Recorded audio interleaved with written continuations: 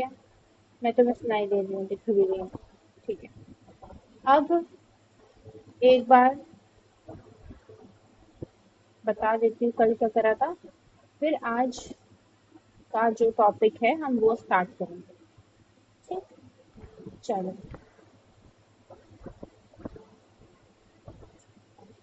देखो सबसे पहले हाँ स्क्रीन दिख रही है मेरी। चलो, कल मैंने बताया था कि हमें ऊप्स की ज़रूरत क्यों पड़ी। ठीक, फिर उसके बाद मैंने ये बताया था कि इंट्रिंसिक प्रॉपर्टी मतलब क्या होता है। इंट्रिंसिक प्रॉपर्टी क्या होती है, जो हम खुद इनहेरिट कर रहे होते हैं, जो हमें बिलोंग करती है प्रॉपर्टीज। उसके बाद मैंने क्या बताया था कि हम किसी भी रियल वर्ल्ड सिनेरियो को, रियल वर्ल्ड के एंटिटी को, रियल वर्ल्ड के ऑब्जेक्ट को हम अपने कोडिंग की दुनिया में कैसे उसको मिमिक करते हैं। ठीक है, हम उसको कैसे मिमिक करते हैं, वहां पे हमें कर्ली ब्रेसेस का इम्पोर्टेंस समझ में आता है कि जो कर्ली ब्रेसेस होती है उनके अंदर जो चीजें स्टफ्ड होती हैं उनको हम पूरा ब्लॉक ऑफ कोड, इसको कहते हैं हम ब्लॉक ऑफ कोड होता है वो। ठीक है, उसके बाद हमने क्या पढ़ा था, हमने ये देखा था कि हम कैसे किसी ये हमारी जो क्लास होती है, कैसे किसी क्लास को हम डिफाइन करते हैं। ठीक, सिंपली हम क्या करते हैं, क्लास लिखते हैं, उस क्लास का नाम लिखते हैं और उसके अंदर की जो प्रॉपर्टीज होती हैं वो हम इसके अंदर लिख देते हैं। तो इस तरह से हम अपनी क्लास को डिफाइन करते हैं। ठीक है, फिर हमने देखा था कि कैसे हम इस क्लास का एक ऑब्जेक्ट बनाते हैं। जो क्लास होती है वो एक ब्लूप्रिंट होती है, एक ऑब्जेक्ट का ब्लूप्रिंट होती है। क्लास एक तरह का कॉन्सेप्ट है। ठीक है,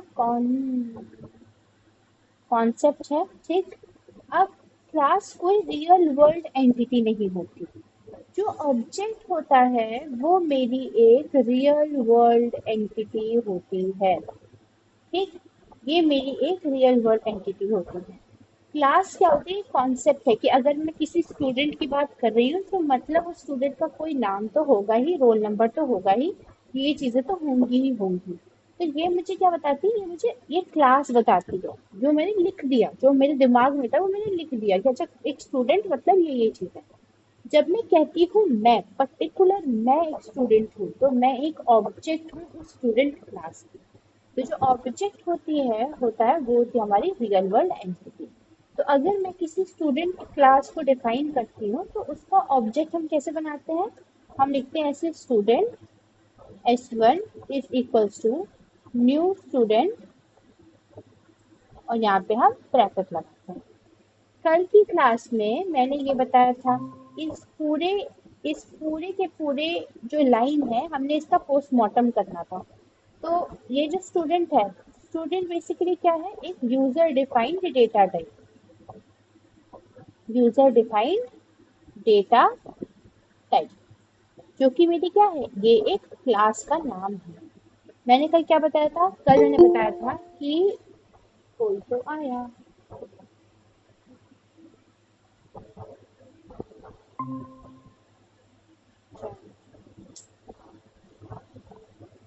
एक बार वापस बता दे रही हूँ, कल हमने क्या पढ़ा था, ऊप्स हमें क्यों पढ़ना होता है, ऊप्स की इम्पोर्टेंस क्या है। फिर उसके बाद हमने इंट्रिंसिक प्रॉपर्टीज के बारे में देखा था। इंट्रिंसिक प्रॉपर्टीज वो प्रॉपर्टीज होती हैं जो मैं इनहेरिट करती हूँ, जो मुझे बिलोंग करती हैं। जैसे अगर मेरा कोई नाम है, मेरा रोल नंबर है, मेरा सेक्शन नहीं, सेक्शन नहीं, मेरा नाम है, मेरा रोल नंबर है, मेरा कुछ कुछ कुछ चीजें, जो सेक्शन भी मान लो, तो जो चीज मुझे बिलोंग करती है वो एक मेरी इंट्रिंसिक प्रॉपर्टी हुई। ठीक है, अगर हम किसी जानवर की बात करें तो एक जानवर है, उसके कितने पैर हैं, उसकी पूंछ है या नहीं है, या उसके बारे में जो कैरेक्टरिस्टिक्स होती हैं, ये जो कैरेक्टरिस्टिक्स होती है उसकी, उसको हम क्या कहते हैं, वो हमारी इंट्रिंसिक प्रॉपर्टी होती है। ठीक है, उसके बाद मैंने आपको ये बताया था कि क्लास को हम कैसे डिफाइन करते हैं। हम कहते हैं कि हमें रियल वर्ल्ड प्रॉब्लम को सॉल्व करना है। अब उस रियल वर्ल्ड प्रॉब्लम को कोडिंग की लैंग्वेज में हमें उसे अगर सॉल्व करना है तो हमें उसे प्रोग्रामिंग की भाषा में लिखना आना चाहिए। तो प्रोग्रामिंग में अगर हम किसी भी चीज़ को मिमिक करना चाहते हैं, हमें कभी भी कोई रियल वर्ल्ड प्रॉब्लम को सॉल्व करना होता है, तो उसे हम प्रोग्रामिंग में मिमिक करते हैं।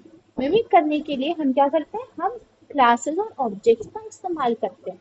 अब क्लास जो होती है वो एक ब्लूप्रिंट होती है, एक कॉन्सेप्ट होता है। जैसे मैंने बोल दिया स्टूडेंट। अब अगर मैं कहती हूँ कि स्टूडेंट, स्टूडेंट शब्द से ही सबसे पहले क्या आता है कि किसी कॉलेज में पढ़ता होगा या किसी स्कूल में पढ़ता होगा, इसका कोई नाम होगा, कोई ना कोई तो रोल नंबर होगा, इसका कोई सेक्शन में पढ़ता होगा, किसी कोर्स में पढ़ता होगा। तो ये जितनी भी चीजें हैं, ये एक चीज ये स्टूडेंट को डिफाइन करती है। तो ये चीजें स्टूडेंट की इंट्रिंसिक प्रॉपर्टी हो गई, और स्टूडेंट मेरी एक बड़ी सी क्लास हो गई। ठीक। अब मैं अगर कहती हूँ कि मैं पर्टिकुलर एक स्टूडेंट हूँ, मैं सिर्फ अगर अपनी बात करूँ इस टाइम पे, तो मैं एक ऑब्जेक्ट हो गई इस बड़ी सी स्टूडेंट क्लास। जैसे हम सब लोग ह्यूमन क्लास के ऑब्जेक्ट्स हैं, हम सब इंसान हैं, हम सब लोग इंडिविजुअली ह्यूमन क्लास के ऑब्जेक्ट्स हैं। ठीक है। क्लास को हम डिफाइन कैसे करते हैं, हम पहले क्लास लिखते हैं, फिर उस क्लास का नाम लिखते हैं, फिर कर्ली ब्रेसेस के अंदर हम उसकी जो प्रॉपर्टीज होती हैं, जो कैरेक्टरिस्टिक्स होती हैं, जो बिहेवियर्स होते हैं, वो लिखते हैं। फिर मैंने बताया था कि ऑब्जेक्ट्स क्या होते हैं। ऑब्जेक्ट्स क्या होते हैं, जैसे मैंने बताया मैं एक ऑब्जेक्ट हूँ स्टूडेंट क्लास की, या मैं एक ऑब्जेक्ट हूँ ह्यूमन क्लास की। तो object is a real world entity. मैं कोई कॉन्सेप्ट नहीं हूँ कि यशिका, अच्छा यशिका अगर मैंने कह दिया तो उसका मतलब कोई तो एक एक हाइपोथेटिकल सिचुएशन में एक होगा, जो कोई कॉन्सेप्ट नहीं हूँ। मैं एक ह्यूमन बीइंग हूँ, मैं एक स्टूडेंट हूँ। ठीक। तो ऑब्जेक्ट क्या है, ऑब्जेक्ट एक रियल वर्ल्ड एंटिटी होती है। ऑब्जेक्ट को हम डिफाइन करते हैं ऐसे, हम पहले स्टूडेंट, जो हमारी क्लास, जिस क्लास को ये ऑब्जेक्ट बिलोंग करना चाहिए, उस क्लास का नाम लिखते हैं, फिर उसका रेफरेंस वेरिएबल लिखते हैं, उसके बाद हम न्यू लिखते हैं और स्टूडेंट करके ब्रैकेट लगाते हैं। अब ये जो स्टूडेंट लिखा हुआ है, पहला ये जो स्टूडेंट लिखा हुआ है, ये मेरा यूजर डिफाइंड डेटा टाइप होता है। मतलब मैंने क्या बोला, मैंने कल बताया था कि जो डेटा टाइप्स होती हैं वो दो तरह की होती हैं, प्रिमिटिव होती है और नॉन प्रिमिटिव होती हैं। प्रिमिटिव होती हैं बेसिकली वो डेटा टाइप्स होती है प्रिमिटिव, जिनको किसी और की जरूरत नहीं पड़ती, ये खुद में सेटिस्फाइड होती है। जैसे कलर्स में प्राइमरी कलर, सेकेंडरी कलर, वैसे ही जो प्रिमिटिव डेटा टाइप्स होते हैं, इनमें ये एक तरह का प्राइमरी कलर है जो नेचुरली एग्जिस्ट करता है। नॉन प्रिमिटिव डेटा टाइप जो होते हैं, इन्हें प्रिमिटिव डेटा टाइप की हेल्प से बनाया जाता है। ये यूजर डिफाइन करता है। नॉन प्रिमिटिव डेटा टाइप जैसे कि स्ट्रिंग हो गया, जैसे कि एरेज हो गए, जैसे कि और भी सारी डेटा टाइप जो होते हैं, ये मेरे नॉन प्रिमिटिव डेटा टाइप होते हैं। नॉन प्रिमिटिव डेटा टाइप जो होते हैं वो होते हैं user defined data type. User defined data type मतलब जो एक यूजर खुद डिफाइन कर सकता है। जो मेरी क्लासेस होती हैं, जिन्हें मैं खुद बनाती हूँ, ये भी क्या होती हैं, ये भी नॉन प्रिमिटिव डेटा टाइप ही होती है। ठीक। तो यहाँ पे ये जो स्टूडेंट S1 मैंने कैसे लिखा है, हौच पौच मच गई।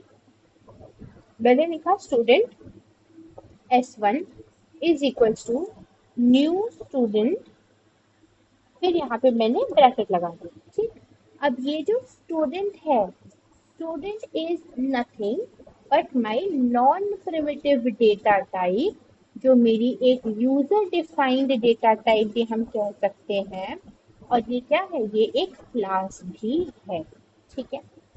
S1 क्या है, कल मैंने ये समझाया था। S1 मेरा होता है रेफरेंस वेरिएबल। ठीक। अब यहाँ पे बहुत बच्चों को ये कंफ्यूजन होती है कि S1 तो मेरा ऑब्जेक्ट होता है। S1 हमारा ऑब्जेक्ट नहीं होता, S1 हमारा एक रेफरेंस वेरिएबल होता है। ठीक है। ऑब्जेक्ट फिर क्या होता है, ऑब्जेक्ट बेसिकली कैसे होता है, देखो दो मेमोरीज होती है, एक स्टैक मेमोरी होती है और एक होती है मेरी हीप मेमोरी। ठीक है। स्टैक मेमोरी में क्या होता है, ये मेरी स्टैक मेमोरी हो गई। ठीक। और ये मेरी हीप मेमोरी हो गई। अब जब भी मैं ऐसे लिखती हूँ, ठीक, जब भी मैं ऐसे लिखती हूँ स्टूडेंट S1 ऐसे करके लिखती हूँ, तो क्या होता है, ये S1 नाम का जो वेरिएबल है, ये मेरी स्टैक मेमोरी में जाकर के स्टोर हो जाता है। अब जब मैंने इज इक्वल्स टू आया और न्यू स्टूडेंट ऐसे करके लिखा, तो ये न्यू क्या करता है, न्यू एक स्पेशल कीवर्ड है। ठीक, न्यू एक स्पेशल कीवर्ड है जो डायनेमिक मेमोरी एलोकेशन में हेल्प करता है। डायनेमिक मेमोरी एलोकेशन ये क्या करता है, डायनेमिक मेमोरी एलोकेशन मतलब रन टाइम पे जब ये मेमोरी को एलोकेट करवाता है, इसको हम डायनेमिक मेमोरी एलोकेशन कहते हैं। ठीक है, अब जैसे ही ये वाक्य लिखा, ये जैसे मैंने सेंटेंस लिखा, student S one is equal to new student, क्या हुआ, जैसे ही न्यू पे आया, ये क्या होता है हमें पता है कि सिक्वेंशियल एग्जीक्यूशन होता है प्रोग्राम में। तो पहले क्या हुआ, स्टूडेंट एस वन हुआ, ठीक है, एस वन आकर के स्टैक मेमोरी में बैठ गया, न्यू स्टूडेंट बन के आया। तो जैसे ही मैंने ये लिखा, हीप मेमोरी में एक चंक ऑफ स्पेस एलोकेट हो जाएगा जिसका कुछ पर्टिकुलर एड्रेस होगा, मालूम है हैश ए बी करके कोई एड्रेस है इस पर्टिकुलर ब्लॉक का। और ये जो इसका एड्रेस है, ये एड्रेस स्टूडेंट एस वन के पास स्टोर्ड होगा। तो अगर मैं तुम्हें ऐसे बताऊं कि मेरे पास एक बहुत खजाना इतना रखा हुआ है, ठीक है, और मेरा जो खजाना है वो रखा हुआ है मेरे दूसरे कमरे में, कहीं दूसरी जगह पे रखा हुआ है। अब मैं कहती हूँ कि मैं मेरे पास इतना पैसा नहीं है, मेरे पास सिर्फ उसकी चाबी है, मेरे पास उसकी चाबी है, वो खजाना मैं अपने पास लेके नहीं बैठूं, गहने मेरे गले में नहीं लटके हुए हैं, मेरे पास सिर्फ उसकी चाबी रखी हुई है। तो मैं क्या हूँ, मैं एक रेफरेंस वेरिएबल हूँ। तुम मुझसे चाबी लोगे, चाबी लेने के बाद तुम वहां जाओ और वहां जा करके तुम खजाना ले लो। ठीक, तो S1 क्या है, S1 is a reference variable and जो मेरा ऑब्जेक्ट होता है वो मेरी हीप मेमोरी में स्टोर होता है। ठीक, ये हमने कल पढ़ा था। कल हमने ये पढ़ा था कि स्टूडेंट को कैसे हम किसी क्लास के ऑब्जेक्ट को डिफाइन करते हैं और कैसे ये न्यू कीवर्ड काम करता है। ठीक, डायनेमिक मेमोरी एलोकेशन के बारे में पढ़ा था और हमने इस रेफरेंस वेरिएबल के बारे में भी पढ़ा था। एक और चीज हमने कल पढ़ी थी, वो क्या थी, मेरा डॉट ऑपरेटर। ठीक है, ये मेरा डॉट ऑपरेटर।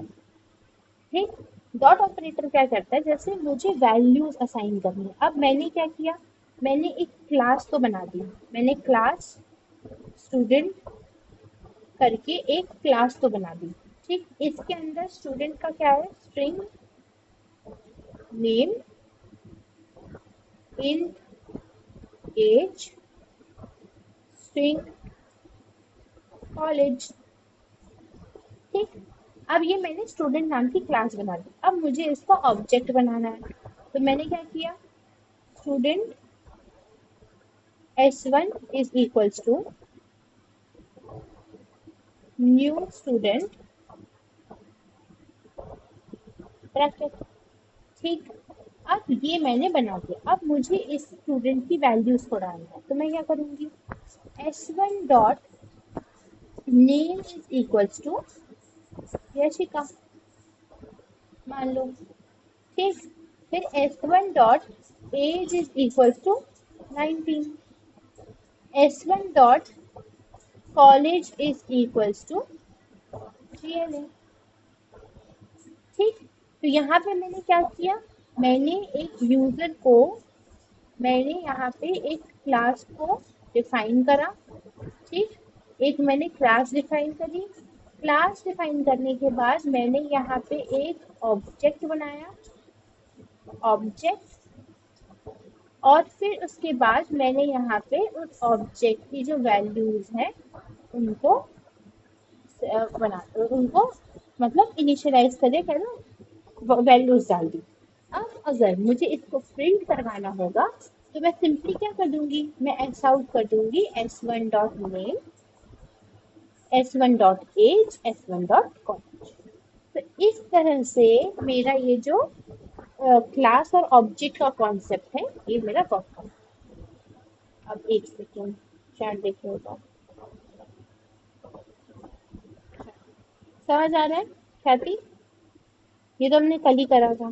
ठीक है, अब मैंने कल लास्ट में क्या बोला था, मैंने कल लास्ट में एंड करा था कि अगर हम किसी स्टूडेंट की बात करते हैं, ठीक, तो इस स्टूडेंट के कुछ कैरेक्टरिस्टिक्स तो होंगे ही होंगे। जैसे मैंने बताया कि अभी तक तो हम कैरेक्टरिस्टिक्स ही समझते हुए आ रहे थे। इसकी कैरेक्टरिस्टिक क्या हो सकता है? इसका नेम, इसकी एज, इसका रोल नंबर, इसका कॉलेज, ये सब इसकी कैरेक्टरिस्टिक्स थी। कैरेक्टरिस्टिक मतलब जो इसके कैरेक्टर से रिलेटेड। अब इसका कुछ बिहेवियर भी तो होगा, मतलब ये एक कोई ना कोई तो बिहेवियर भी ये शो करता होगा। अगर मैं किसी स्टूडेंट की बात करती हूँ तो स्टूडेंट के बारे में बोलते ही मुझे सबसे पहले क्या समझ आता है?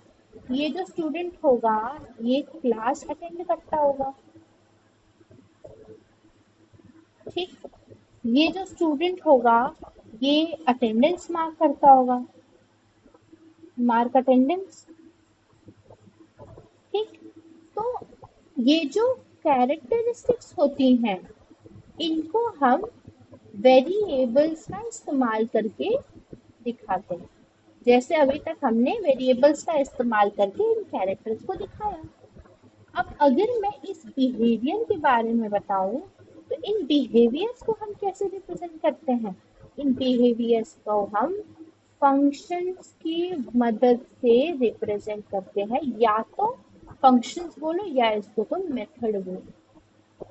तो इस बिहेवियर को हम फंक्शन या तो मेथड की हेल्प से रिप्रेजेंट करते हैं। अब फंक्शन और मेथड क्या होता है? फंक्शन मेथड एक ही बात है। बेसिकली जब हम किसी भी क्लास के अंदर किसी भी फंक्शन को लिखते हैं तो हम उसको एक मेथड बुलाते हैं, इतना ही। एक ही चीज है, बस नाम बदल गया based on the use case. हम जावा में मेथड ही बोलते हैं, फंक्शंस नहीं बोलते, ठीक है। तो मैंने क्या बताया कि एक स्टूडेंट की कि हम कैरेक्टरिस्टिक्स भी हो सकती है और बिहेवियर भी हो सकता है। जैसे एक एग्जांपल और ले लेती हूँ मैं, एक एग्जांपल ले लेती हूँ, मानो एनिमल का, ठीक है। अब इस धरती पे इतने सारे तरह तरह के अनेक अनेक प्रकार के जानवर हैं। कुछ वाटर बेस्ड हैं, कुछ उड़ने वाले हैं, कुछ चलने वाले जानवर हैं, अलग अलग तरह के एनिमल्स होते हैं। तो अब इन एनिमल्स की भी कुछ कैरेक्टरिस्टिक्स होंगी, ठीक, इन एनिमल्स की भी कुछ कैरेक्टरिस्टिक्स होंगी। अब इनकी कैरेक्टरिस्टिक्स में क्या होगा? ये किस तरह का जानवर है, इसके कितने पैर हैं, नंबर ऑफ लेग्स, ठीक, और ये क्या होगी इसकी इसकी सींग कितनी बड़ी है, तो खैर इतनी ही लेते हैं हम, ठीक है। किस तरह का जानवर है, कितने पैर हो सकते हैं। इसकी जो बिहेवियर होगा वही जानवर का बिहेवियर क्या होता है? जानवर एक बेसिकली एनिमल के बिहेवियर में क्या आ सकता है कि वो कैसा साउंड बनाता है, तो साउंड कैसा निकालता है। उसके बाद और क्या हो सकता है? और क्या हो सकता है, और क्या हो सकता है, बताओ बताओ। वो क्या खाता है, ठीक, ठीक है, हाँ, क्या खाता है, वही ईटिंग हैबिट उसकी कैसी है, कि वो हर्बीवोरस है, कार्निवोरस है या ओमनीवोरस है। ओमनीवोरस तो शायद ही होता है कोई जानवर, होते हैं। तो ये हो गया बिहेवियर। तो अगर मैं किसी एनिमल की बात करूं तो उसके भी कैरेक्टरिस्टिक्स भी होंगे और उसका बिहेवियर भी होगा। तो इसको मैं क्या करती हूँ, कैरेक्टरिस्टिक्स को, बहुत सिंपल बात है, कैरेक्टरिस्टिक्स को हम वेरिएबल्स से रिप्रेजेंट करते हैं और जो मेरे बिहेवियर्स होते हैं इनको हम मेथड्स के से रिप्रेजेंट करते हैं। तो एक बार हम इसको लिख के देखते हैं कि कैसे लिखेंगे हम इसको। इसको हम ऐसे लिखेंगे, हमने एक क्लास बनाई, क्लास एनिमल, ठीक। अब इस क्लास के अंदर हमने क्या किया, हमने लिखा स्ट्रिंग टाइप, ठीक, किस टाइप का एनिमल है। उसके बाद हमने क्या किया, हमने लिखा इन नंबर ऑफ लेग्स, ठीक है।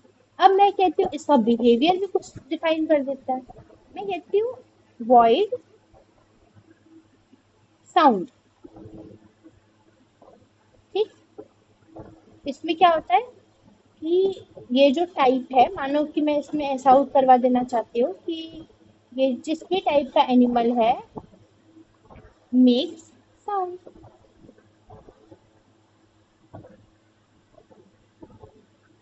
कुछ भी, और वॉइड करके मैंने इसके ईटिंग ईट लिखा दिया और इसमें भी कुछ प्रिंट करवा दिया।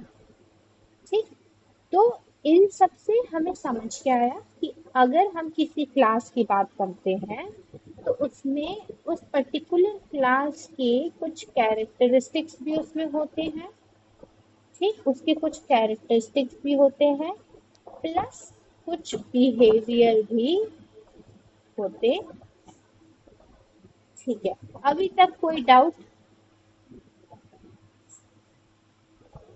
सब ठीक है, चलिए। अब ऐसे ही हम एक काम करते हैं, हम एक स्टूडेंट की क्लास को देखते हैं, अच्छे से समझते हैं। ठीक है, हमने एक क्लास बनाई स्टूडेंट नाम की। ठीक है, स्टूडेंट में हमने स्ट्रिंग नेम करा, इंट एज करा, उसका कॉलेज,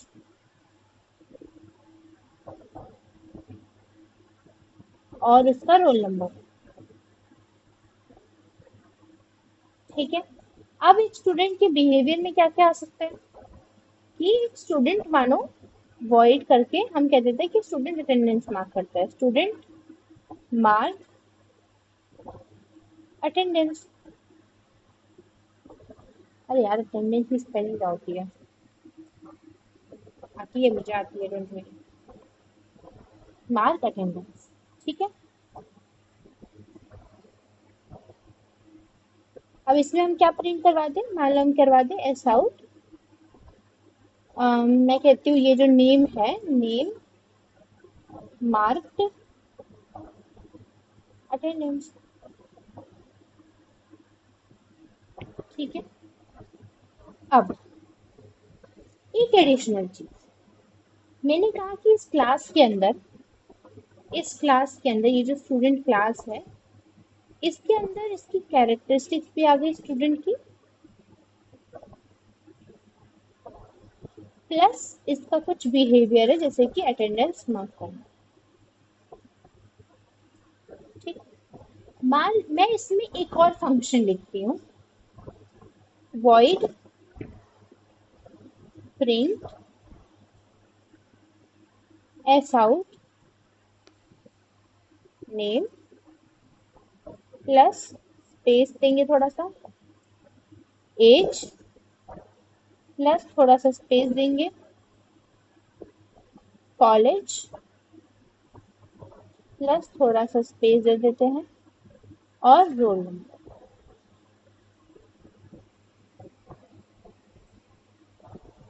क्या मैं ये भी लिख सकती हूँ?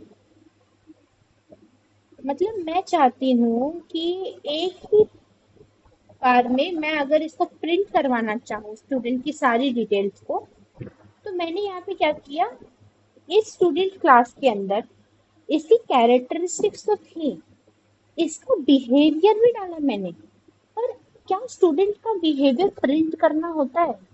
स्टूडेंट का बिहेवियर प्रिंट करना कैसे हो सकता है?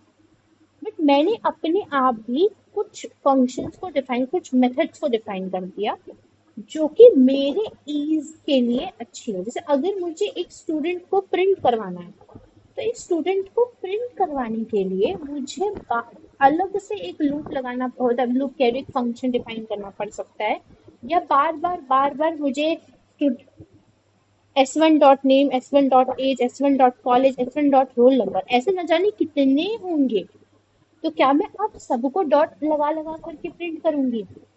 तो मैंने क्या किया, मैंने सिंपली यहाँ पे एक फंक्शन क्लास के अंदर ही डिफाइन कर दिया कि जब मैं S1 डॉट प्रिंट लिखूं तो मेरा पूरा का पूरा S1 प्रिंट हो जाए। ठीक, यहाँ पे क्या हो जाएगा ये। अब अगर देखो मैं दिखाती हूँ कि अब होगा क्या। मैंने लिखा, मैंने क्लास तो बना ली। अब मैं क्या करती हूँ, मैं एक स्टूडेंट क्लास की ऑब्जेक्ट बना लेती हूँ। Student S1 is equals to new student bracket. अभी हम ये जो कल हमने इसके बारे में नहीं पढ़ा था, आज हमें इसी के बारे में पढ़ना है। इसको हम कहते हैं कंस्ट्रक्टर।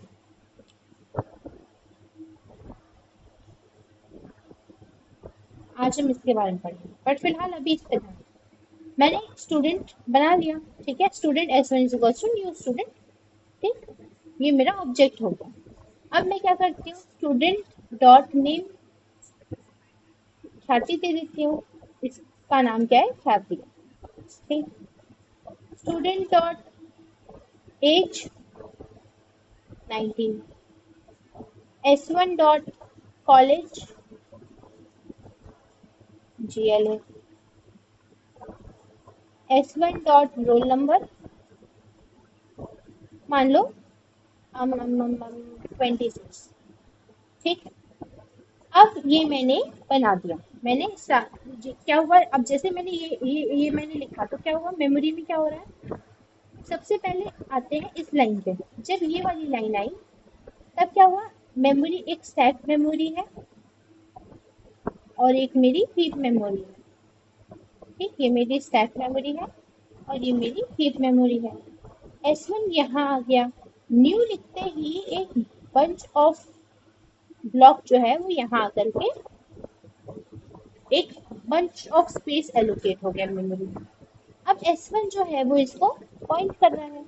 अब ये मेरा बन गया, ठीक। इसमें 4 पार्ट्स हैं, कैसे हैं ये हम देख लेते हैं, ठीक।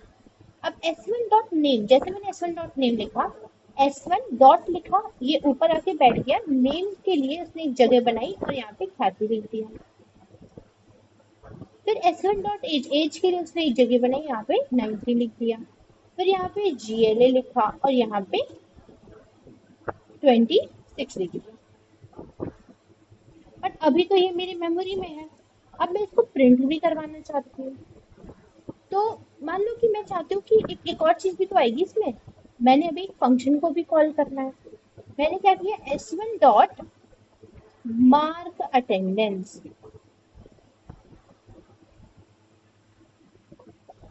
अब जैसे कि मैंने ये लाइन लिखी S1 डॉट मार्क अटेंडेंस, क्या होगा कि यहाँ पे ये जो S1 डॉट मार्क अटेंडेंस वाला जो होगा उसमें क्या होगा, मार्क अटेंडेंस में क्या लिखा था, नेम प्लस अटेंडेंस मार्क।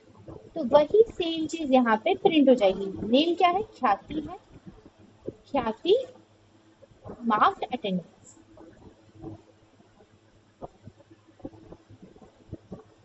ठीक। अब मैं चाहती हूँ S1 डॉट प्रिंट, मुझे चाहिए S1 की सारी डिटेल्स। तो यहाँ पे क्या हो जाएगा, S1 डॉट प्रिंट करते ही नेम, एज, कॉलेज और रोल नंबर, ये सब कुछ प्रिंट हो जाएगा, ठीक। एक बार ये मैं करके दिखाती हूँ कोड में, ताकि एकदम अच्छे से सब कुछ सही सही समझ में आए। अभी तक समझ में आया सब कुछ, क्रिस्टल क्लियर है।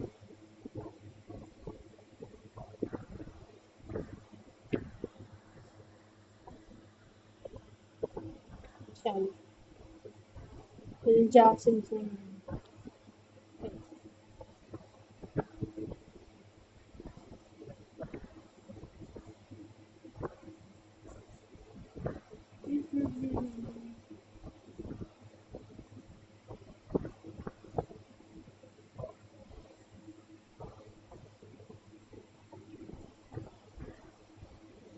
ठीक है, अब मैं यहाँ पे एक oops के लिए बना लेती हूँ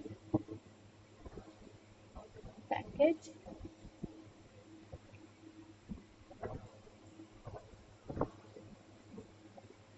oops के लिए, ठीक है। इसके अंदर हम एक क्लास बना लेते हैं, जिसका नाम मैं देती हूँ अभी एक नॉर्मल फाइल बनाते हैं जिसका नाम मैं फर्स्ट लिख देती हूँ। ठीक।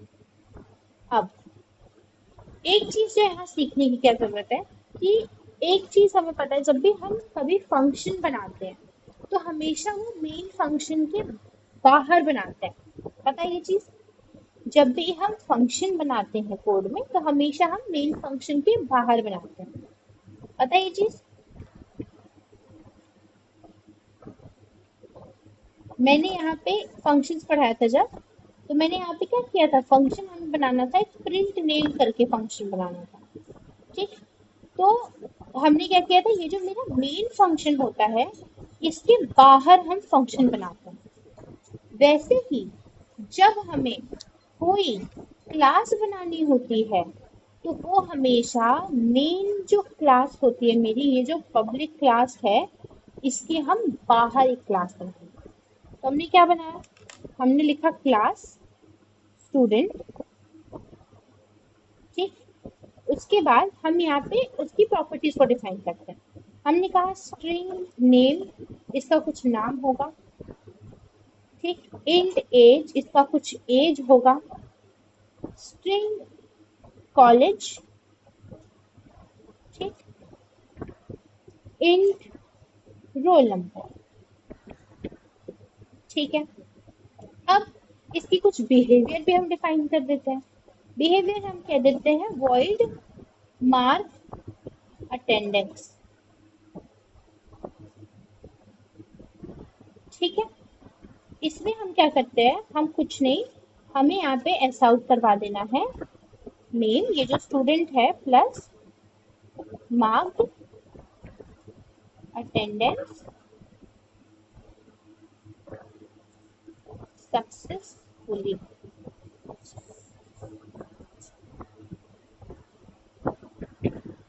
ठीक है। ये मैंने यहाँ पे बना दिया। मैंने क्या किया, एक क्लास बनाई स्टूडेंट नाम की, फिर मैंने उसकी प्रॉपर्टीज को डिफाइन करा, उसकी कैरेक्टरिस्टिक्स को डिफाइन करा। String name, int age, string college, int roll number.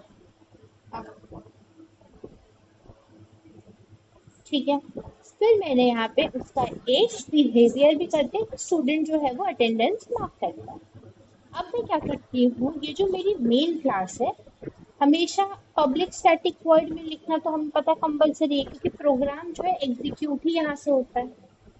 फिर हम आते हैं स्टूडेंट, एक ऑब्जेक्ट बनाते हैं, student S1 is equals to new student ऐसा।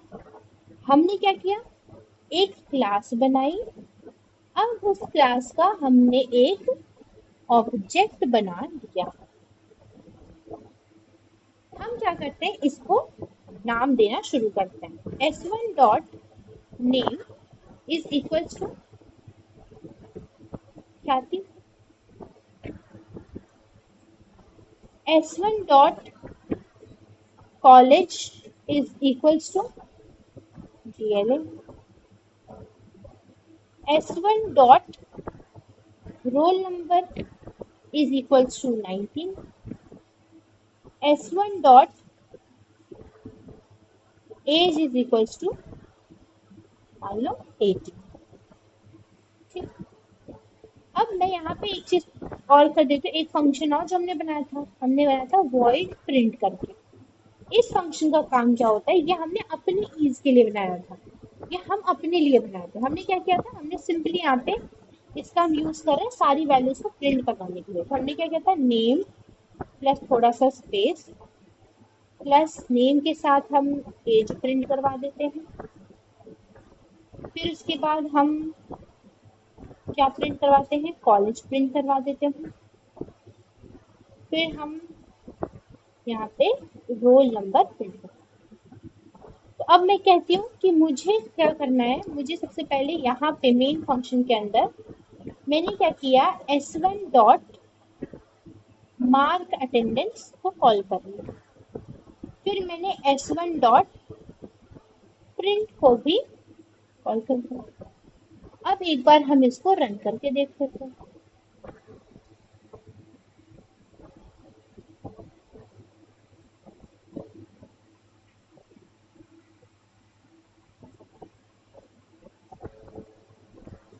ठीक, क्या प्रिंट हो क्या आया? ख्याति मार्क्ड अटेंडेंस सक्सेसफुली, फिर ख्याति नेम आ गया, 18 यानी कि तुम्हारा रोल नंबर एज आ गई, फिर GLA जो कॉलेज है तुम्हारा, और 19 जो कि तुम्हारा रोल। ठीक, क्या करा हमने? हमने एक क्लास बनाई। हमेशा जो क्लास होती है वो हम जो हमारी मेन क्लास होती है उससे बाहर आके बनाते हैं। हमने एक क्लास बनाई स्टूडेंट नाम की, उसमें हमने string name, int age, string college, int college और इंट रोल नंबर, एक मार्क अटेंडेंस नाम का हमने फंक्शन बनाया। ये क्या करता है? ये बेसिकली तुम्हारी, ये है तुम्हारा बिहेवियर शो करता है। ठीक, और ये क्या है? ये हमने अपने ईज के लिए बनाया, सेल्फ ईज के लिए। ठीक है, तो इस तरह से हम क्लासेस के अंदर उसकी प्रॉपर्टीज, उसकी कैरेक्टरिस्टिक, साथ ही साथ हमें जो चीजें चाहिए हम वो भी डिफाइन कर सकते हैं और हम इसको ऐसे प्रिंट कर सकते हैं। ठीक, कोई डाउट, कोई कंफ्यूजन अभी तक तो बताओ मुझे।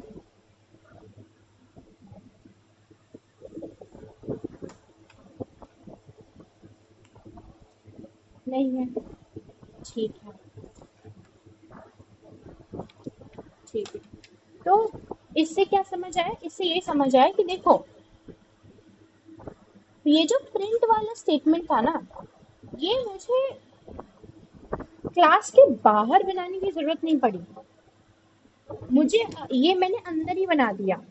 तो इससे फायदा क्या हुआ? मुझे इससे फायदा ये हुआ कि बार बार मुझे इसमें आर्ग्यूमेंट पास कर करके नए नए उसके लिए नहीं करना पड़ेगा। और अगर मैं नया बनाऊंगी, नया ऑब्जेक्ट बनाऊंगी, स्टूडेंट S2 बनाऊंगी, उसकी भी अगर डिटेल्स मुझे प्रिंट करवानी है तो मैं सिर्फ और सिर्फ S2 डॉट प्रिंट कॉल कर दूंगी, सारी डिटेल्स प्रिंट हो जाएंगी। ये सेम अगर मैं बाहर बनाई होती तो क्या हो जाता? मेरे लिए बाहर आसान नहीं होता, मतलब मुझे कुछ ना कुछ पैरामीटर्स पास करने होते हैं। तो ये मुझे बाहर बनाने की जरूरत नहीं पड़ी, ये मैंने अंदर ही बना दिया। ठीक है,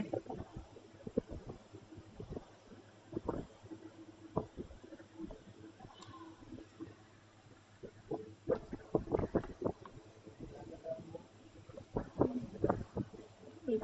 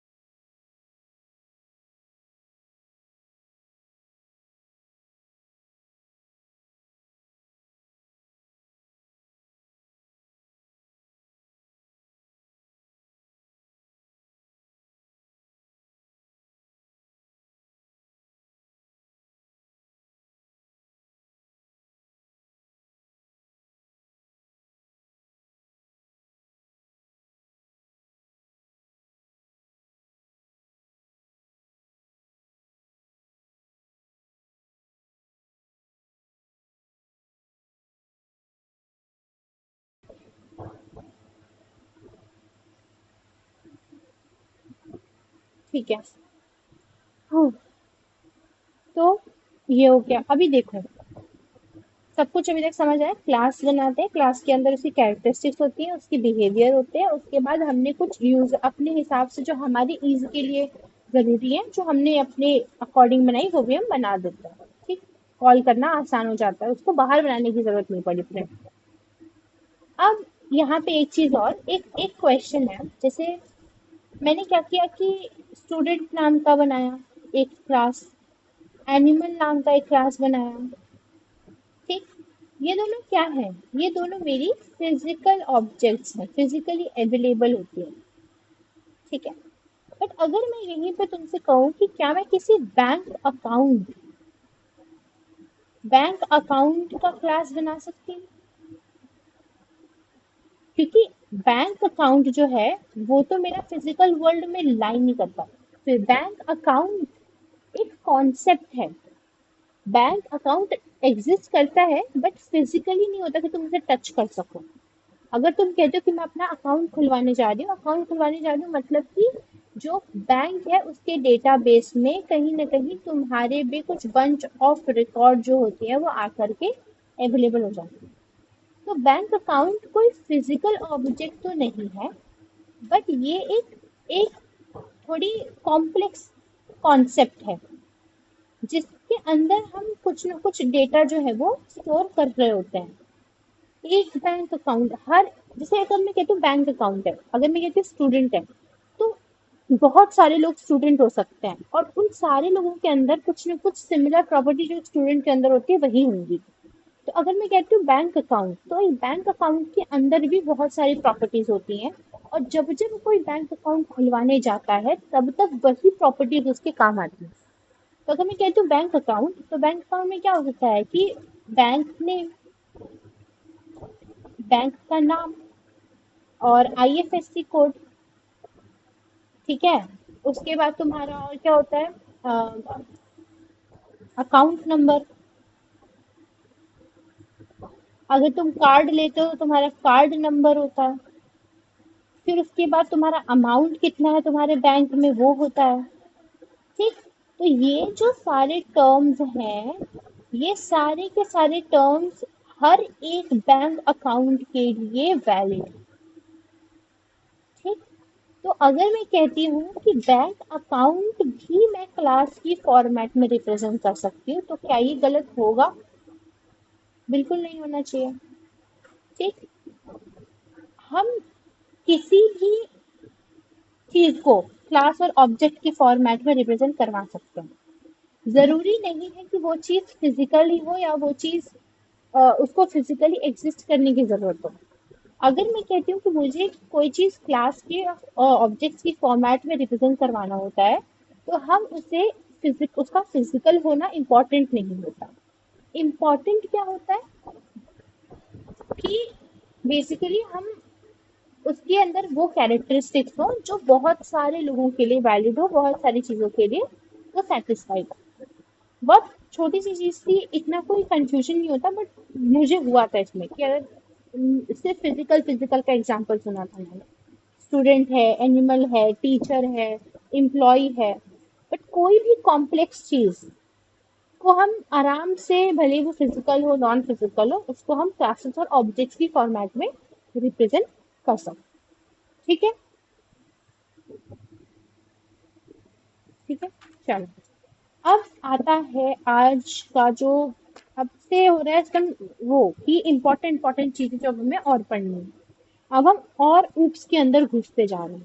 ठीक है, हमने एक चीज समझी है, हमें ये चीज पता है कि पढ़ाई गई है कि अगर तुम इंट लिखते हो, इंटीजर की डिफॉल्ट वैल्यू 0 होती है, कैरेक्टर की कुछ डिफॉल्ट वैल्यू होती है, स्ट्रिंग की कुछ डिफॉल्ट वैल्यू होती है, नल ही होती है, मोस्ट प्रोबेबली नल होती है। ठीक, तो अब हम बात करेंगे डिफॉल्ट वैल्यूज के बारे में। ठीक, डिफॉल्ट वैल्यूज के बारे में देखो, अगर मैं ये जो मैंने क्लास बनाई थी, ठीक है, ये मैंने जो क्लास बनाई थी यहाँ पे, मैं यहाँ पे इसको कहाँ गया, हाँ, ये मैंने क्लास बनाई थी। मैंने यहाँ पे नेम स्पेसिफाई करा था, रोल नंबर कॉलेज स्पेसिफाई करा था, सब कुछ मैंने इसको दिया था। S1 डॉट नेम ख्याति, S1 डॉट कॉलेज, ये सब कुछ। मानो अगर मैं ये चीज नहीं करती, ठीक, और फिर मैं मार्क अटेंडेंस को कॉल करती और प्रिंट को कॉल करती, मैंने क्या किया, सिर्फ मैंने एक स्टूडेंट नाम की क्लास को डिफाइन किया था, उसमें नेम, एज, कॉलेज और रोल नंबर को डिफाइन किया था, उसकी प्रॉपर्टीज को डिफाइन किया था, पर अभी तक मैंने इसमें कोई वैल्यू नहीं डाली। बट अब अगर मैं अटेंडेंस मार्क अटेंडेंस को कॉल कर रही हूँ और प्रिंट को कॉल कर रही हूँ, तो देखते हैं क्या होता है। क्या ये एरर थ्रो करेगा? मोस्ट प्रोबेबली करना तो नहीं चाहिए। इसने क्या किया, नल मार्क्ड अटेंडेंस सक्सेसफुली, मतलब ये क्या कर रहा है, name plus mark attendance successfully. Name क्या है मेरा, नेम मेरा एक स्ट्रिंग है, ठीक। तो स्ट्रिंग की जो डिफॉल्ट वैल्यू होती है वो नल होती है। अब इसने नेम को प्रिंट जब करवाया तो यहाँ पे नल प्रिंट हुआ, क्योंकि मैंने अब इसको कुछ भी नहीं दिया था, इसने एक डिफॉल्ट वैल्यू को प्रिंट करवाया। मैं एज लिखती हूँ, एज का डिफॉल्ट वैल्यू, एज क्या था, इंटीजर था, तो इंटीजर का डिफॉल्ट वैल्यू 0 होता है। कॉलेज मेरा स्ट्रिंग था और रोल नंबर मेरा इंटीजर था। तो ये क्या कर रहा है, ये इसकी डिफॉल्ट वैल्यू उसको प्रिंट कर रहा है, कोई भी एरर नहीं दे रहा। यही सेम काम, अगर यही सेम काम मैं बाहर यहाँ करती हूँ, ठीक, यहाँ पे मैं इंट एक्स करती और मैं यहाँ पे एस आउट करवाती एक्स को, ठीक।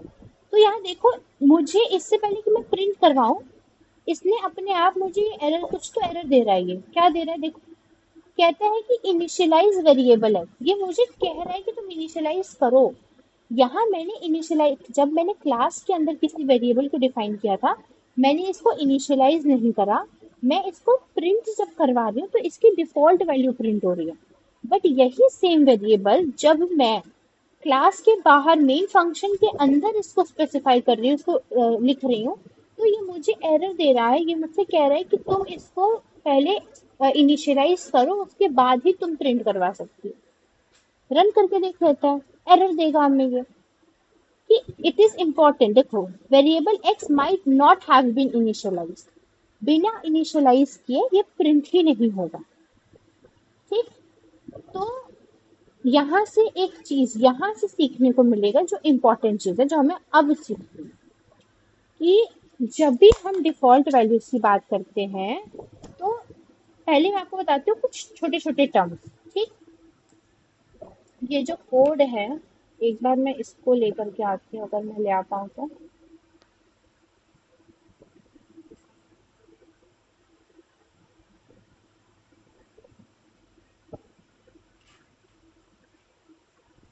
हम्म, ठीक है।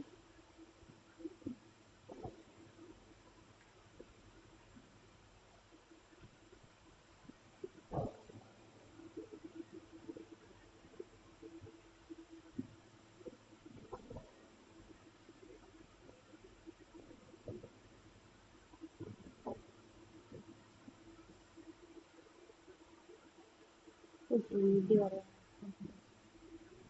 रुको रुको रुको रुको रुको। हाँ,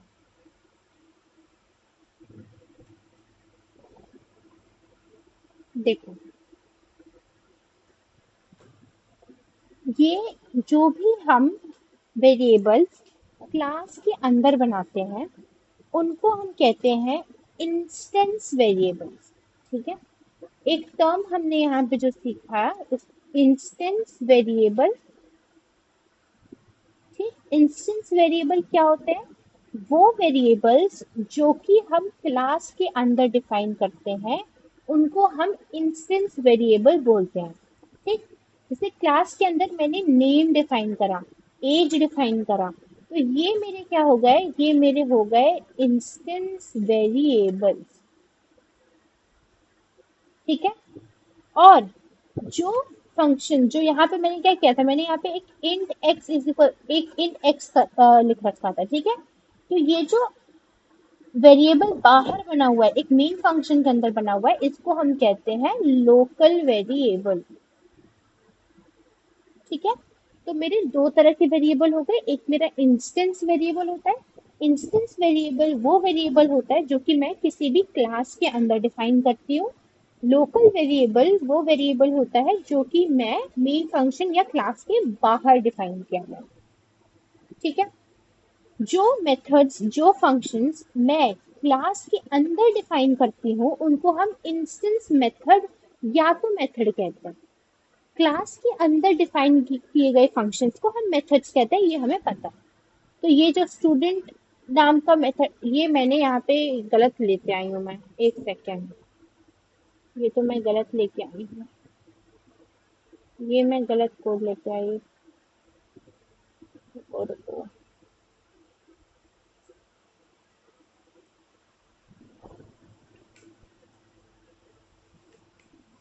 अरे यार,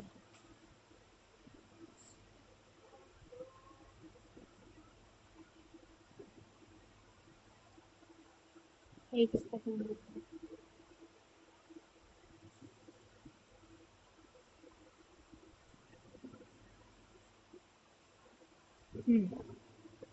ठीक है। तो हमने क्या देखा, एक होता है इंस्टेंस वेरिएबल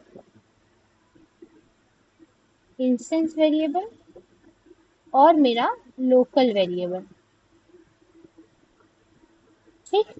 इंस्टेंस वेरिएबल कौन सा वेरिएबल होता है? इंस्टेंस वेरिएबल वो वेरिएबल होता है जो हम किसी क्लास के अंदर डिफाइन करते हैं। जैसे ये जो मेरी क्लास है स्टूडेंट, उसके अंदर मैंने नेम, एज, कॉलेज और रोल नंबर ये डिफाइन कर रखा है।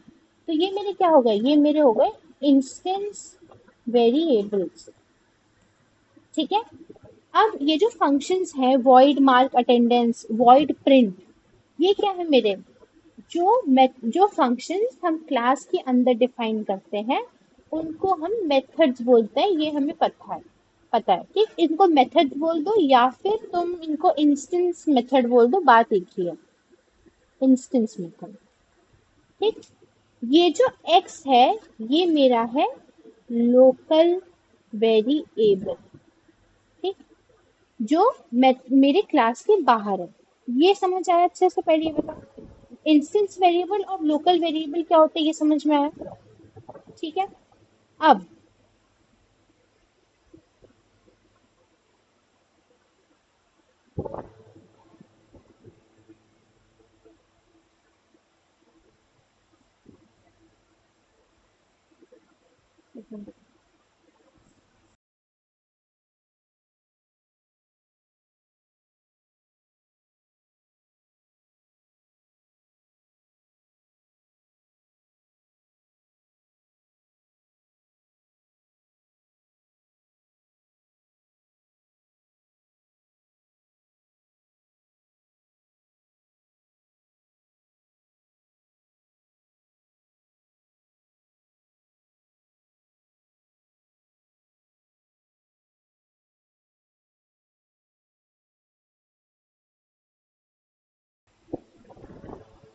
कुछ नहीं कर सकती मैं।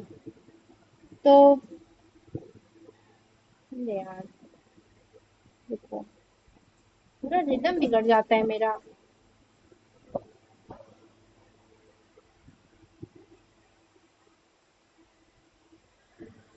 अब इंस्टेंस वेरिएबल कौन से वेरिएबल होते हैं? इंस्टेंस वेरिएबल वो होते हैं जो हम एक क्लास के अंदर डिफाइन करते हैं। लोकल वेरिएबल वो होते हैं जो हम क्लास के बाहर डिफाइन करते हैं। ठीक है। जब हम मैंने ये कहा था कि जैसे हमने वो जो एग्जांपल देखा था उसमें हमने क्या देखा था कि इंस्टेंस वेरिएबल को हमने अभी तक इनिशियलाइज नहीं करा था। हम जब उसको प्रिंट करवा रहे थे तो डिफॉल्ट वैल्यू प्रिंट हो जा रही थी। बट यही जब हम लोकल वेरिएबल को प्रिंट करवा रहे हैं तो हमें एरर मिल रहा है, इसके टाइम पे हमें एरर मिल रहा है।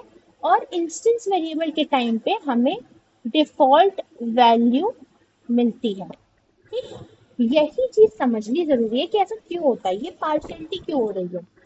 देखो, ये जो क्लास होती है ये क्लास होती है हीप मेमोरी के अंदर। ठीक। बहुत बहुत इंपॉर्टेंट कॉन्सेप्ट है, एकदम ध्यान से समझना।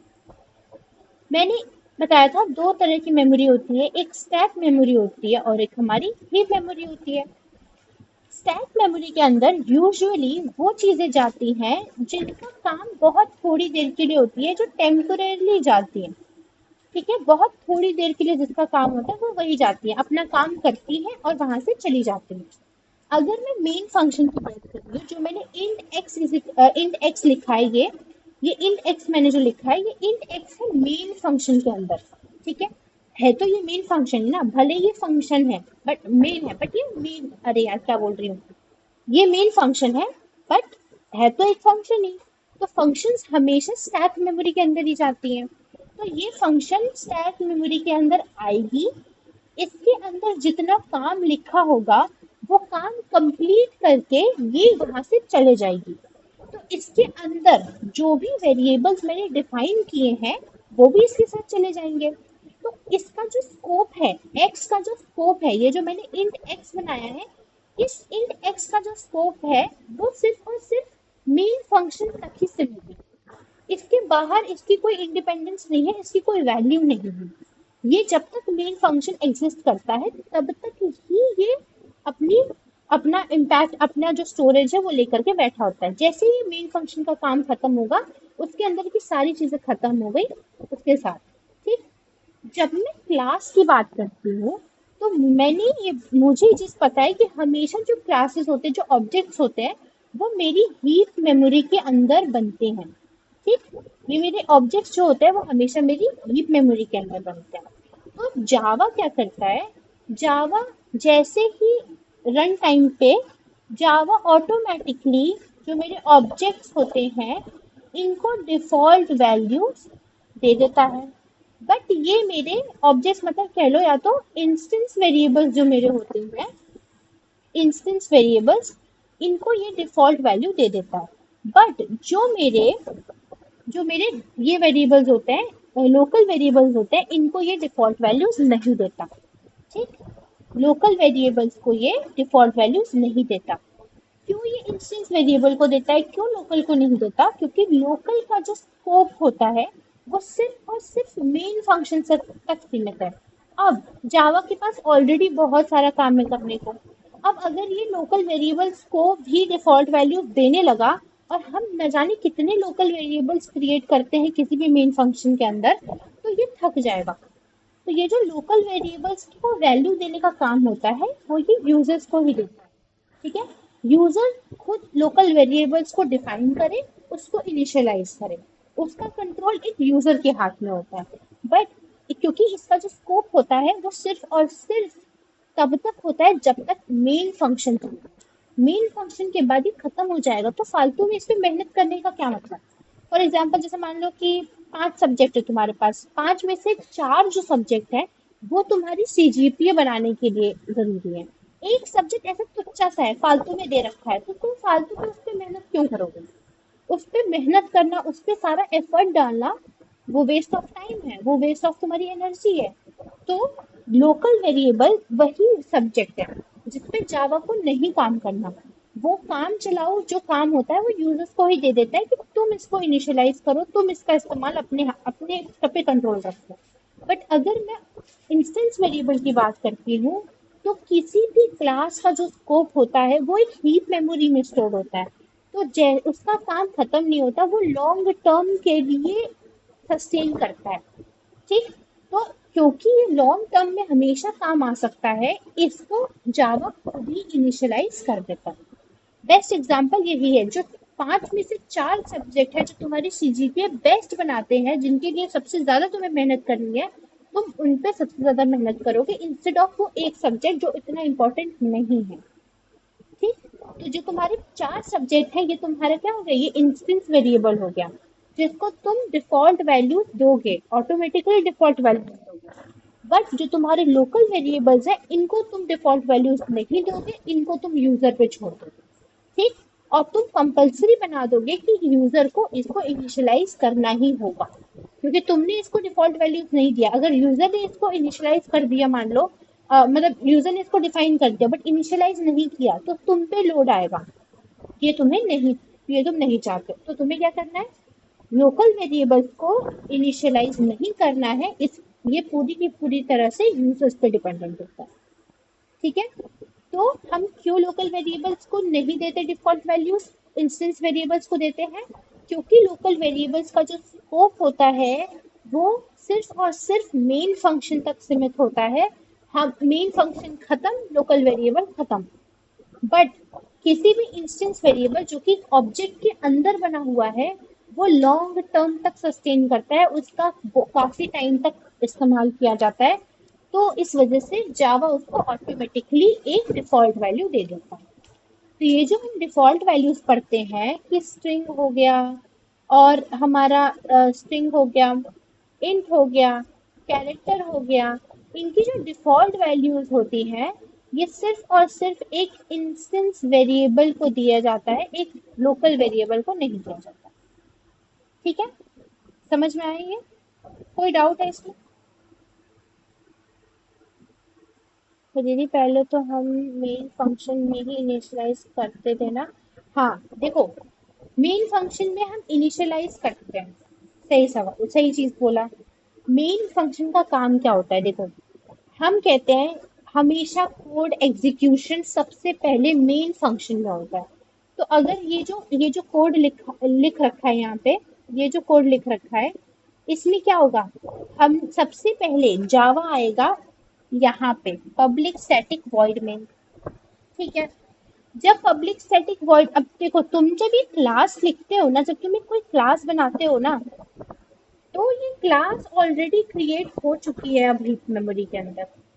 जब तुम इसको ऑब्जेक्ट बनाते हो, देखो क्या होता है, मैंने जब यहाँ पे क्लास बनाया, ठीक, मैंने यहाँ पे कहाँ गया,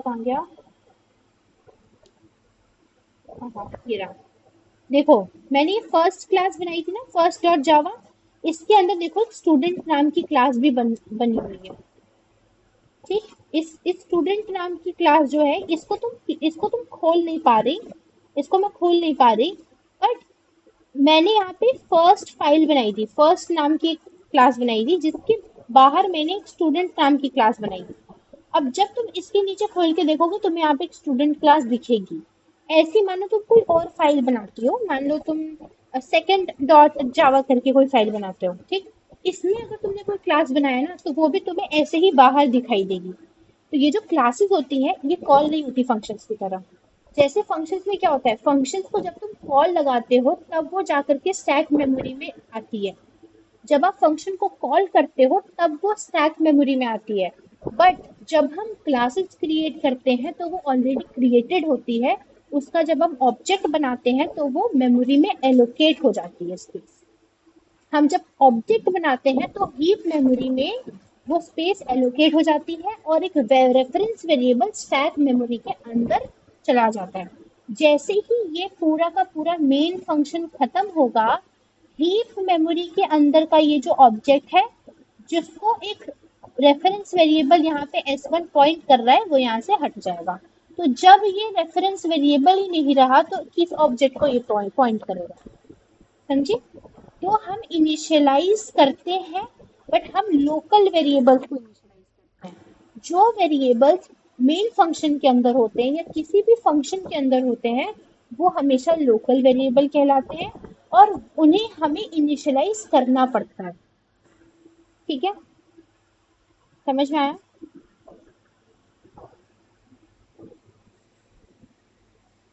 ठीक है, बस। अब देखो, थोड़ा पेची, थोड़ा सा लगता है कंफ्यूजिंग सा है, बट अब नहीं लगना चाहिए कंफ्यूजिंग। मैं तुम्हें बताती हूँ समराइज करके। इंस्टेंस वेरिएबल वो वेरिएबल्स होते हैं जो हम किसी क्लास के अंदर डिफाइन करते हैं। लोकल वेरिएबल वो वेरिएबल्स होते हैं जिनको हम किसी फंक्शन, मेन फंक्शन के अंदर डिफाइन करते हैं। ठीक है, जो डिफॉल्ट वैल्यूज होती है, वो इंस्टेंस वेरिएबल को दी जाती है, लोकल वेरिएबल को नहीं दी जाती। क्योंकि जो लोकल वेरिएबल्स होते हैं, उनका स्कोप सिर्फ और सिर्फ मेन फंक्शन तक ही होता है। उसके आगे जैसे ही मेन फंक्शन खत्म होगा, वैसे ही लोकल वेरिएबल का जो स्कोप है, वो भी खत्म हो जाएगा। तो उस पे जावा को मेहनत नहीं करना। जावा कहता है यूजर, तुम डिफाइन करो वेरिएबल को, और तुम ही उसको इनिशियलाइज करो, उसको हटाओ। ये तुम पे डिपेंड करता है।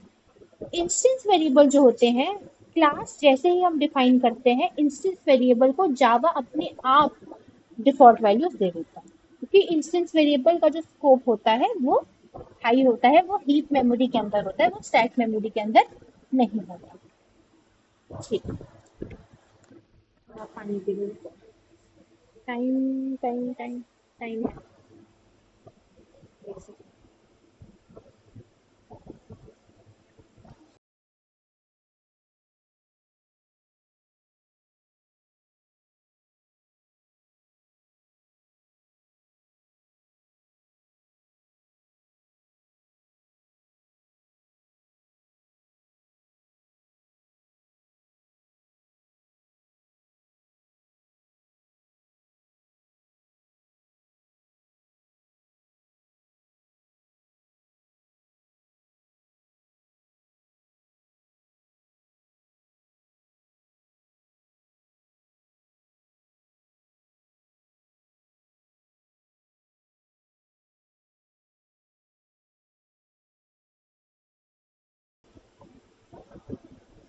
ठीक है, देखो मैं ये इन सबका जो नोट्स है वो मैं भेज दूंगी अच्छे से। तो मैंने प्रॉपरली लिख रखा है अपने नोट्स, जिससे मैंने पढ़े थे वही मैं नोट्स भेज दूंगी। तो एक बार इसको रिवाइज जरूर करना, जब नया कॉन्सेप्ट पढ़ो तो उसको रिवाइज जरूर करना। ठीक है, अब आता है तुम्हारा जो मेन पार्ट है, जो पोस्टमार्टम अधूरी रह चुकी थी, हमें उस पोस्टमार्टम को पूरी करनी है। ठीक, हमने कहा था जब भी हम किसी ऑब्जेक्ट को डिफाइन ऑब्जेक्ट बनाते हैं तो हम कैसे लिखते हैं, student S1 is equals to new student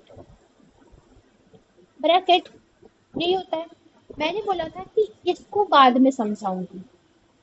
ये क्या होता है, ये होता है मेरा कंस्ट्रक्टर। ठीक, अब एक कंस्ट्रक्टर क्या होता है, कंस्ट्रक्टर बेसिकली ये एक फंक्शन जैसा नहीं दिखता। एक तरह से ऐसा नहीं लग रहा कि हम किसी फंक्शन को कॉल कर रहे हैं, क्योंकि यूजुअली हम फंक्शंस को ऐसे ही तो कॉल करते हैं। तो कंस्ट्रक्टर होता क्या है, जब भी हम किसी ऑब्जेक्ट को बनाते हैं, जब भी ये वाली लाइन एग्जीक्यूट हो रही होती है, तो हीप मेमोरी के अंदर एक ऑब्जेक्ट बन रहा होता है। ठीक है, तो कंस्ट्रक्टर क्या करता है, कंस्ट्रक्टर इज बेसिकली ऑब्जेक्ट के क्रिएशन के टाइम पर ही उसको वैल्यूज देने में मदद। हमने अभी तक जो देखा, हमने क्या देखा था कि कंस्ट्रक्टर, अब ये जो डिफॉल्ट वैल्यू का कंसेप्ट है ना, ये तुम्हें और अच्छे से समझ में आएगा। देखो मैं एक बात बताती हूँ, जब तुम बेसिक डीएसए पढ़ने बैठते हो, जब तुम जावा पढ़ते हो, तो तुम चीजों को समझते कम हो, तुम्हें ये नहीं समझ आता कि ये चीज हो क्यों रही है, बट हम रटने पे ज्यादा फोकस करते हैं। अब हमें एक एक चीज का, अब डिफॉल्ट वैल्यू कैसे आ रही है, जावा ने डिफॉल्ट वैल्यू असाइन तो कर दी, बट वो डिफॉल्ट वैल्यू प्रिंट कैसे हो रही है ये भी अब समझ में आएगा। ठीक, तो देखो कंस्ट्रक्टर का काम क्या होता है, कंस्ट्रक्टर इज बेसिकली कि ऑब्जेक्ट के क्रिएशन के टाइम पर, ऑब्जेक्ट के क्रिएशन के टाइम पर उसे वैल्यू देना। जब हम किसी ऑब्जेक्ट को क्रिएट कर रहे हैं, उसी टाइम पर हम उसको वैल्यूज असाइन कर। ठीक है, तो जब मैं कहती हूँ डिफॉल्ट वैल्यूज आ जाती है, इसका मतलब क्या होता है कि कहीं ना कहीं एक ऐसा कंस्ट्रक्टर होगा जो कि जब ऑब्जेक्ट क्रिएट होता है तभी उसको वो डिफॉल्ट वैल्यूज असाइन कर देता है। समझ में आ रहा है थोड़ा थोड़ा। अब देखो मैंने बोला कंस्ट्रक्टर ऑब्जेक्ट के क्रिएशन पर उसे वैल्यूज देने में हेल्प करता है। तो कंस्ट्रक्टर के कुछ रूल्स होते हैं, अभी जब हम ये कंस्ट्रक्टर का कोड लिखेंगे तो हमें और बहुत अच्छे से समझ में आएगा।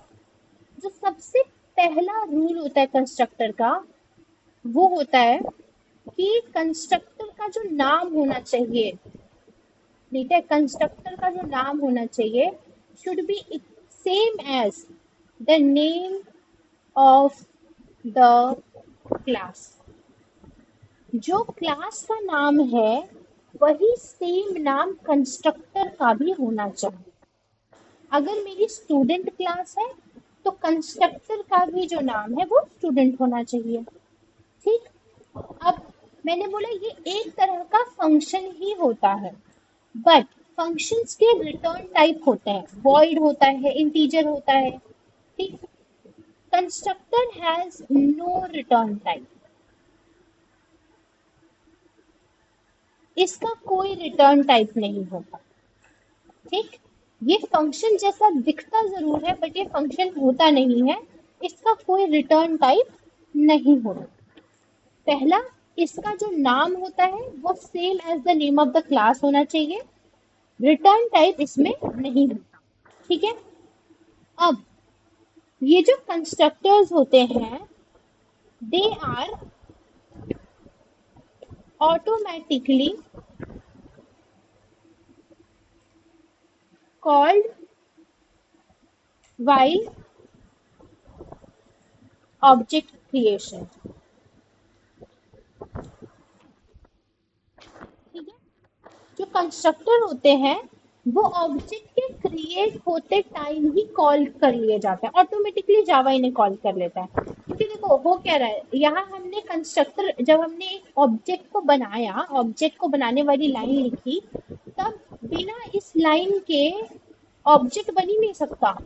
तो इस लाइन में ही ऑटोमेटिकली क्या कर रहा है, ये जावा जो है वो एक कंस्ट्रक्टर को ऑटोमेटिकली कॉल कर लेता है। ठीक है।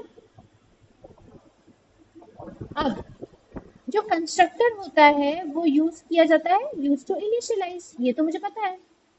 एक कंस्ट्रक्टर इनिशियलाइज करने के काम आता है। और it can be overloaded, it can be overloaded. यहाँ पे इस शब्द का मतलब हम कुछ टाइम में समझेंगे। इस शब्द से दो चीजें निकलती हैं, एक होती है हमारी मेथड ओवरलोडिंग और एक होती है मेरी कंस्ट्रक्टर ओवरलोडिंग।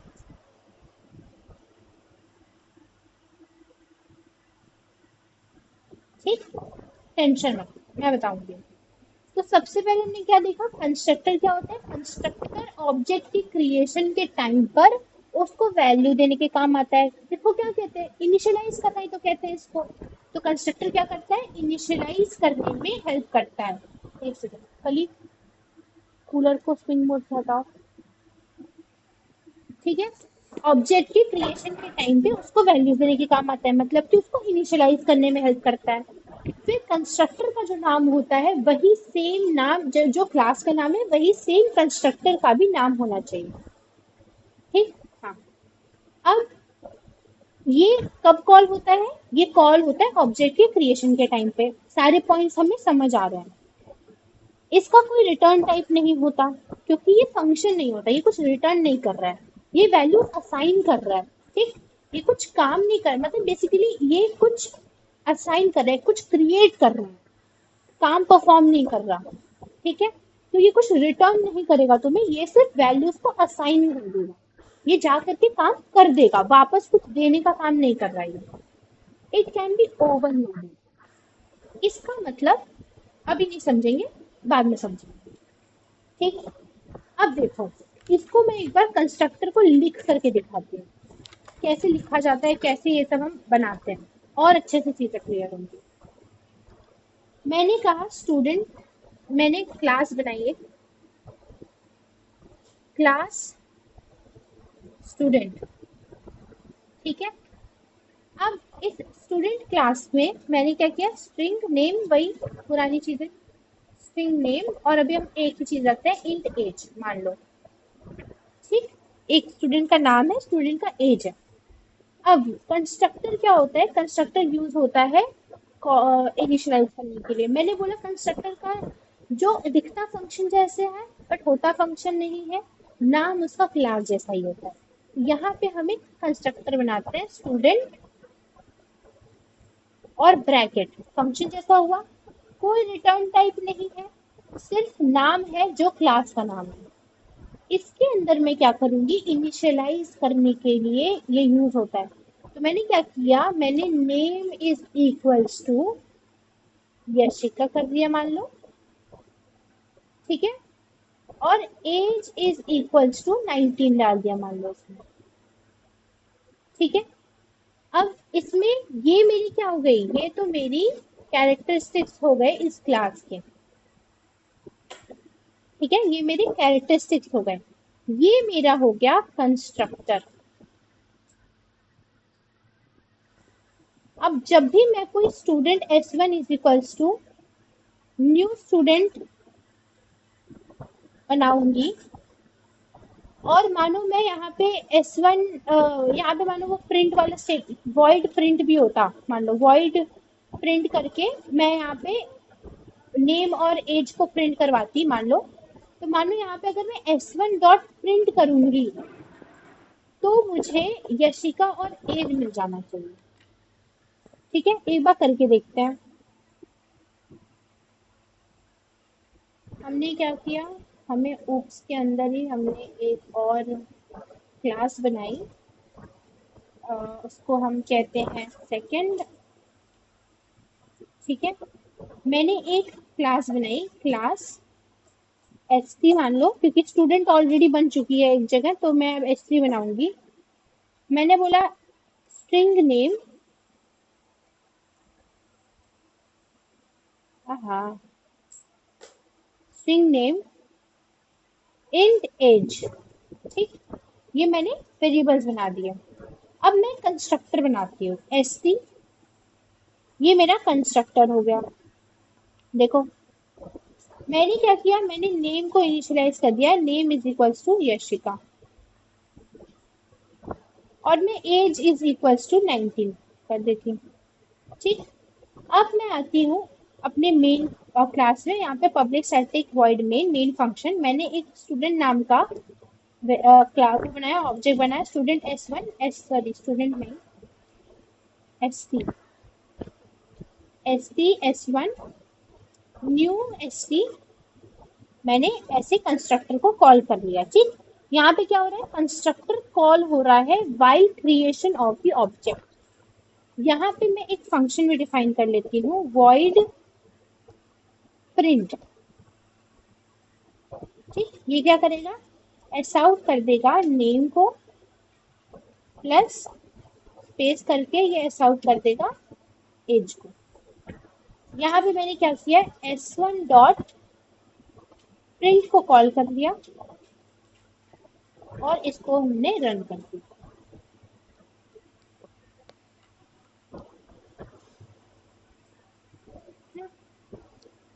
अरे अरे अरे अरे, ये तो दूसरा चल गया।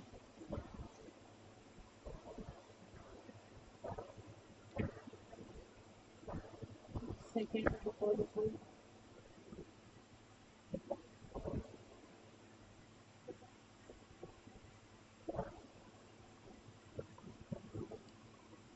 हाँ हाँ, क्या क्या चल जा रहा है, ये चलाना है मुझे।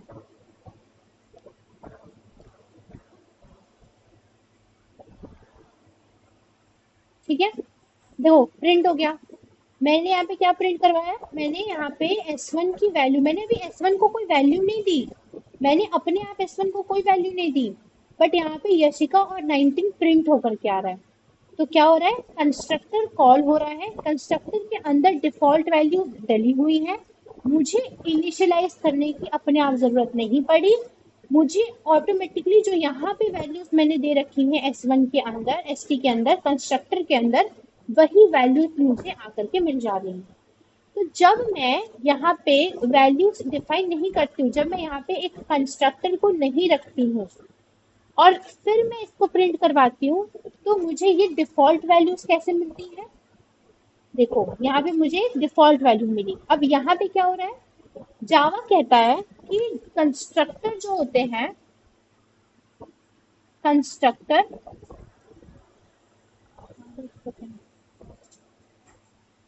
जो कंस्ट्रक्टर होते हैं ये इंपॉर्टेंट होता है।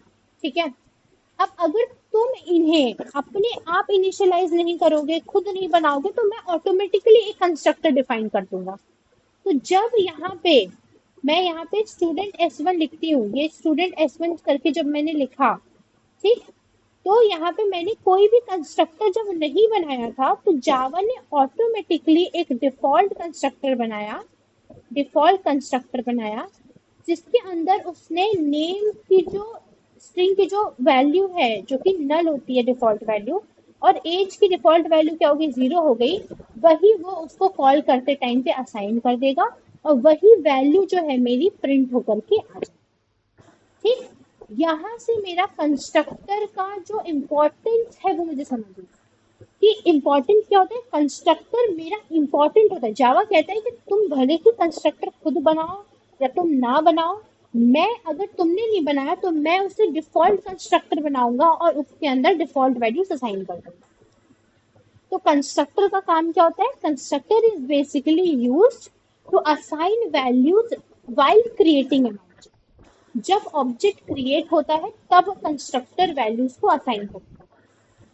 ठीक है, अगर हम कंस्ट्रक्टर नहीं बनाएंगे तो जावा ऑटोमेटिकली एक डिफॉल्ट कंस्ट्रक्टर बनाएगा और वही जो डिफॉल्ट वैल्यूज है वो असाइन कर देगा।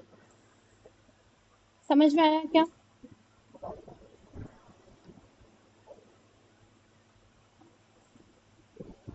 ठीक है, अब कुछ कुछ टाइप्स होते हैं इसके। पहला तो हमने ये देख लिया, कंस्ट्रक्टर के कुछ टाइप्स होते हैं। पहला टाइप क्या हो गया, डिफॉल्ट कंस्ट्रक्टर।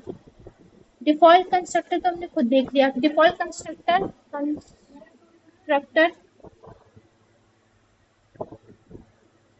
डिफॉल्ट कंस्ट्रक्टर तब होता है जो ये जावा खुद बनाता है, ठीक है, मेड बाय जावा, ये जावा खुद बनाता है। अब कुछ और टाइप्स भी होते हैं। एक होता है parameterized constructor. Parameterized constructor. Time देखो क्या हो रहा है, टाइम है अभी यहाँ पे, ठीक है। अब पैरामीटराइज्ड कंस्ट्रक्टर क्या होता है, मैंने बोला constructor is similar to functions. तो फंक्शंस के अंदर क्या हम पैरामीटर्स नहीं देते। तो मैंने क्या किया, मैं यहाँ पे एक सिंपल सा कोड लिखती हूँ। मैंने लिखा है यहाँ पे एक क्लास डाल दिया मैंने, इसको लिखने में काफी टाइम वेस्ट हो जाता है, इसको लिखते हैं। अब मैं चाहती हूँ यहाँ पे कि मैं इस कंस्ट्रक्टर के अंदर पैरामीटर्स मतलब कि जो जो वैल्यूज मैं ये नहीं चाहती कि सारी वैल्यूज असाइन हो जाए, सारी वैल्यूज को मैं असाइन करूँ। मैं कुछ कुछ वैल्यूज को ही असाइन करना चाहती हूँ। मान लो यहाँ पे मैंने एज के साथ साथ स्ट्रिंग कॉलेज भी ले रखा है, और मैंने यहाँ पे इन रोल नंबर भी ले रखा है, ठीक है। अब मैं चाहती हूँ कि मैं सिर्फ और सिर्फ स्ट्रिंग एस करके एक पैरामीटर लूँ, जो कि मेरा स्ट्रिंग एन नेम के लिए पैरामीटर लूँ, और मैं एज के लिए पैरामीटर लूँ, ठीक है। इंट ए करके एज के लिए। अब नेम के अंदर क्या आ जाएगा, नेम के अंदर एन आ जाएगा, जो भी मैं पैरामीटर डालूंगी वैल्यू डालूंगी, और एज के अंदर क्या आ जाएगा, ए आ जाएगा। तो जब मैं अब देखो अब क्या हुआ, मैंने कंस्ट्रक्टर के अंदर इसको हम कहते हैं पैरामीटराइज्ड कंस्ट्रक्टर। पैरामीटराइज्ड कंस्ट्रक्टर के अंदर मैंने क्या किया, पैरामीटर दे दिए कि मैं जब भी कोई ऑब्जेक्ट क्रिएट करूंगी उसी टाइम पर मुझे इन दोनों पैरामीटर्स की वैल्यू यूजर देगा। कि वो जिसकी नहीं देगा वो मैं खुद, जावा कहता है वो मैं खुद ही इनिशियलाइज कर लूंगा, बट इन दोनों पैरामीटर्स की वैल्यू तुम मुझे खुद दोगे। तो अब देखो, जब यहाँ पे नॉर्मली मैं कंस्ट्रक्टर को कॉल कर रही हूँ तो मुझे एरर मिल रही है, कहता है expected to arguments but found zero. ये एक्सपेक्ट करता है कि जब मैं S1 ऑब्जेक्ट को क्रिएट करूँ तो मुझे दो आर्ग्यूमेंट्स मिले, बट मुझे अभी तक एक भी नहीं मिला। तो मैं क्या करती हूँ, मैं एक आर्ग्यूमेंट नेम यशिका पास कर देती हूँ, और एक आर्ग्यूमेंट एज अपनी एज 16 19 पास कर देती हूँ। फिर मैं जब इसको प्रिंट करवाऊंगी तो मेरी नेम और एज के जगह पर मेरा यशिका और 19 प्रिंट होगा। यहाँ पे मैंने और चीज़ों को नहीं प्रिंट करा तो वो भी करवा देती हूँ। यहाँ मैं एज के साथ कॉलेज प्लस यहाँ पे रोल नंबर, ठीक। तो मैंने नेम और एज, वो कहता है ऑब्जेक्ट क्रिएशन टाइम पे ही तो मुझे नेम और एज दे दो।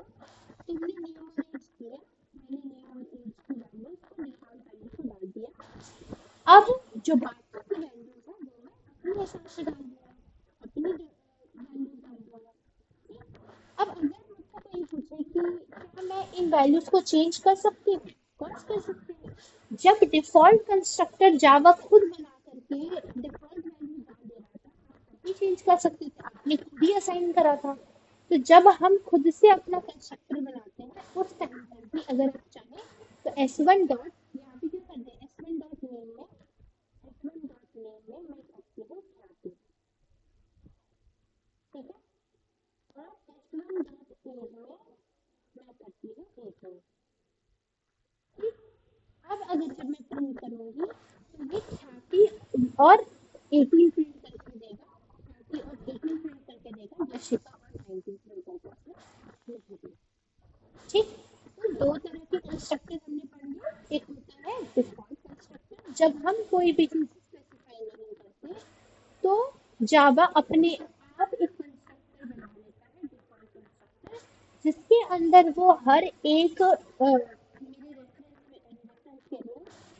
इंस्टेंस वेरिएबल को डिफॉल्ट वैल्यू असाइन कर देते हैं। जब मैं पैरामीटराइज कंस्ट्रक्टर की बात करती हूँ, तो ऑब्जेक्ट क्रिएशन टाइम पर भी मुझे कुछ पैरामीटर्स पास करने पड़ेंगे, कुछ वेरिएबल्स की वैल्यूज को पास करना पड़ेगा। वो उन वैल्यूज को, इन वेरिएबल्स को उस वैल्यू से रिप्लेस कर देगा। अजीब लग रहा है? क्या लग रहा है? मुझे बताओ, टफ लग रहा है? क्या लग रहा है? वॉइस ब्रेक हो रहा है? अच्छा, वॉइस ब्रेक हो रही है। अभी क्या लग रहा है?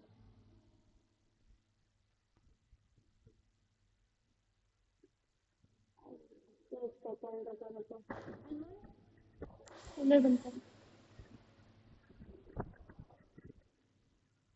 अभी ठीक है? अभी आ रही है अच्छे से?